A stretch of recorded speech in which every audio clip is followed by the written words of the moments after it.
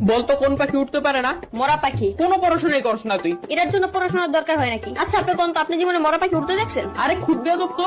এই তোর নাম কি? কথা গুরান কে মরা পাখি উঠতে পারে? এই তুই থাকুস কই? আমার বাসায় থাকি। বদমাইশ, তোর বাসা কই এটা জিজ্ঞেসি। না আপনি জিজ্ঞেসেন আমি কই থাকি। আজব তো, এবার কত তোর বাসা কই? আরে আমি যেখানে থাকি ওই জায়গায় আমার বাসা। তোর কিন্তু আমি মাইর দিমু। পড়া তো পারস না, আবার তেরামি করস। কেন কোন পড়া পারিনি আমি? ওই দিন তোর একটা অঙ্ক জিজ্ঞাসিলাম, পারস নাই। কোন অঙ্ক পারি নাই? ধরেন এখন ধর তোর কাছে 20 টাকা আছে, তুই 10 টাকা তোর বন্ধুরে দিলি, তোর কাছে কয় টাকা থাকে? আপনি অঙ্ক বাদ দেন, আমি কি এতই বললাম যে 10 টাকা দিয়া দিমু? এই যে কোথায় কোথায় বেয়াদবি করস। এত সহজ অঙ্ক ধরলাম তাও পারস না। কি পড়স তুই? শার্ট পরি, প্যান্ট পরি, গেঞ্জি পরি, জুতা পরি। ওই স্যার করতে হবো না, মাথায় জ্ঞান বুদ্ধি বলতে কিছু নাই তোর। আপনার চেয়ে বেশি আছে। আবার তেরামি করস। তার আমি কি? আপনি আমার বুদ্ধি পরীক্ষা করে দেখেন। তাইলে কর, সমুদ্রের মাঝখানে একটা লেবু গাছ থাকলে তুই লেবু কেমনে আনবি? বাজার থেকে কিনে আনবো। আর আমি বুঝাইতে চাইতেছি যে ওই গাছ থেকে লেবু কেমনে আনবি? ডানা দিয়ে উইরা উইরা। তোর তো ডানাই নাই, ডানা কি তোর বাপে লাগাইবো? সমুদ্রের মাঝখানে লেবু গাছ কি তোর বাপে লাগাইবো?